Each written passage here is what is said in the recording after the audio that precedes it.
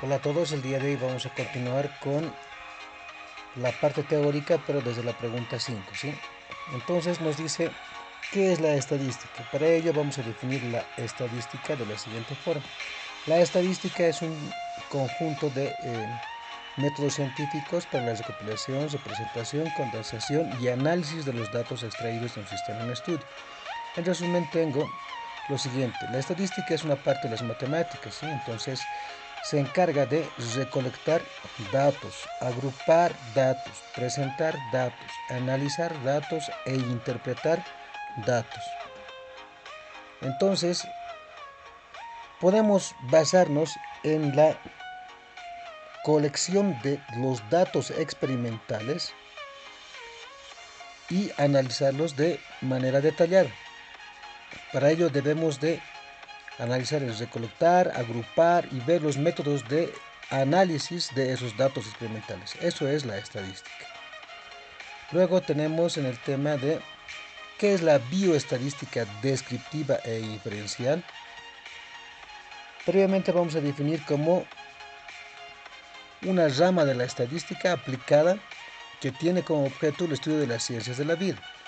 Es decir, que la bioestadística descriptiva e inferencial, recordemos que la estadística hay de igual forma está dividido en dos partes, ¿sí? En la descriptiva e en la inferencial. Y a la vez, estas recolectan, en la descriptiva, recolecta, organiza, resume, presenta los datos en forma informativa. Esa es la estadística descriptiva. ¿Pero de qué? Cuando ya hablamos de bioestadística solamente es aplicada a las ciencias de la vida. Es la única diferencia. Y cuando le decimos inferencial, entonces efectúa estimaciones, hipótesis y predicciones. Por lo tanto, cuando va a ser bioestadística descriptiva, se estudia ambas. Pero todo en qué? En las ciencias de la vida. Es decir, en enfermedades, en pandemias, podemos realizar toda esta representación y especificación de la materia de bioestadística descriptiva e inferencial dedicada netamente a las ciencias de la vida, a las curas que existen en determinadas enfermedades. A eso se refiere con este concepto. Luego tenemos el tema de la muestra y la población. Para ello podemos definir de manera resumida el tema de la población, que es el conjunto de individuos u objetos para los cuales son válidos los resultados del estudio estadístico. Pero la muestra ya no. La muestra es una parte, es una representación que debe representar a un conjunto de un todo, ¿sí? Entonces, esta muestra es la que vamos a estudiar. En bioestadística debemos de analizar menores a 30 datos. Esos menores a 30 datos pueden ser experimentales o de cualquier rama para ir estudiando. Ahí vamos a ver el tema de las muestras. Después ya es población, que es cuando ya es mayor a 30 datos. En la siguiente tenemos el tema de la precisión y de la exactitud. En la precisión entonces se refiere a la dispersión de un conjunto, es decir, cuán dispersos están del valor verdadero. Y ahora, cuanto menor es la dispersión, mayor es la precisión. Hay una característica.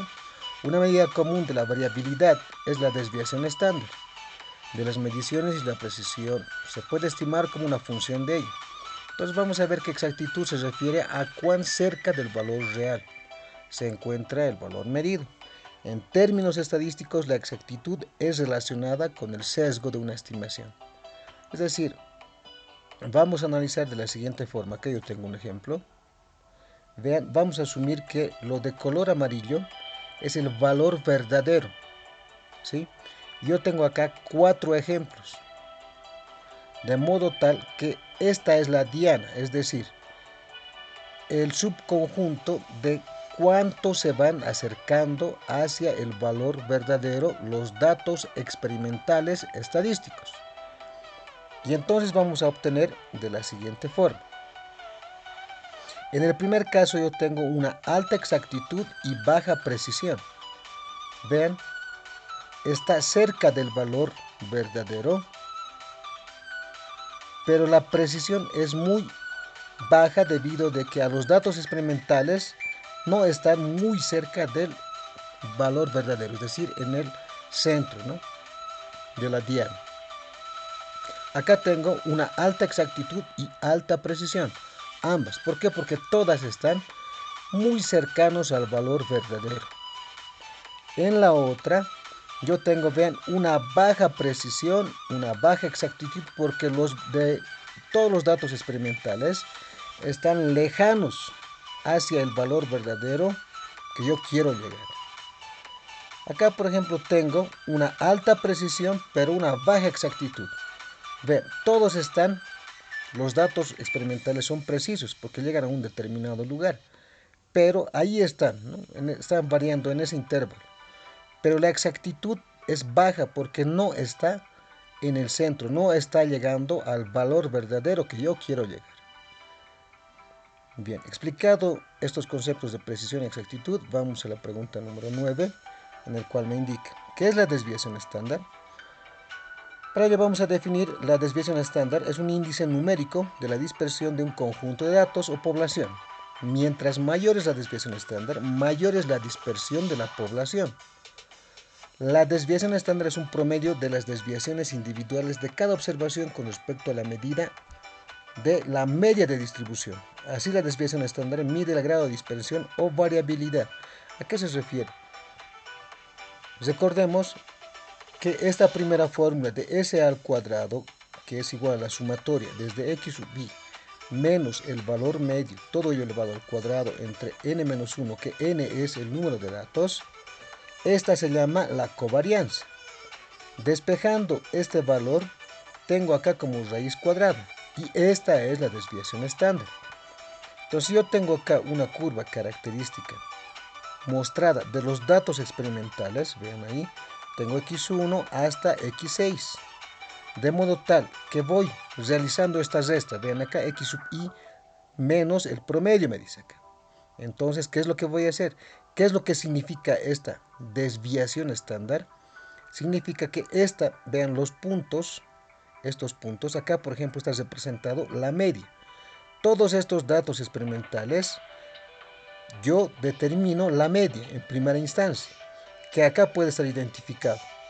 Ahora, esta distancia del dato experimental con respecto a la media es llamado la desviación estándar. Es decir, la desviación estándar mide cuán alejados o cercanos están de la media de esos datos experimentales. Esa es la explicación de la desviación estándar. Finalmente tengo acá, me dice, explica en detalle la campana de Gauss. La campana de Gauss grafica una función gaussiana, que es una clase de función matemática. Esta campana muestra cómo se distribuye la probabilidad de una variable continua. Es decir, generalmente en bioestadística lo que analizamos es la función de la campana de Gauss. Recordemos que para la campana de Gauss en estudio vamos a analizar de modo tal que en la cúspide de la campana de Gauss, donde tengo el valor verdadero, puedo ir restando y sumando en este intervalo el valor verdadero menos la desviación estándar poblacional. En la cúspide tendría que la media es igual a la mediana, además que igual a la moda, ¿sí? Entonces, la función respectiva de la campana de Gauss es igual a la función f de z. Este es el eje de la función f de z, que es igual a y, igual a 1 sobre la raíz cuadrada de 2pi por e elevado a la menos z cuadrado entre 2. Ahora, identificando esta curva característica, esta es la función, este es su dominio, es decir, la variación de la campana de Gauss está interpretada valorada en el eje de la z. Este es el eje de la z y este es el eje de las y. Entonces, los valores varían desde menos infinito hasta más infinito. Ese es el dominio. Esta es la función del dominio. Esta es la función de la campana de Gauss. Entonces ahora esta área bajo la curva surge de la función de densidad. La función de densidad es esta, donde f de x es igual a 1 sobre la desviación estándar poblacional por la raíz cuadrada de 2pi por e elevado a x menos mu, donde es el valor verdadero, entre 2 veces la desviación estándar elevado al cuadrado, ¿sí? Entonces, por ello, representando bajo el formato de integral, entonces va a ser definida como el área igual desde menos infinito hasta infinito de f de x por el diferencial de x, donde esta área debería de ser de igual forma a 1. Ahí es donde puedo identificar la función de distribución de este parámetro. Bien, espero les haya gustado el solucionario de la parte teórica de nuestro examen de bioestadística descriptiva e inferencial. Si fuera así, me regalan un like. Paralelamente pueden suscribirse al canal para ir realizando más videos tutoriales. Eso es todo, gracias.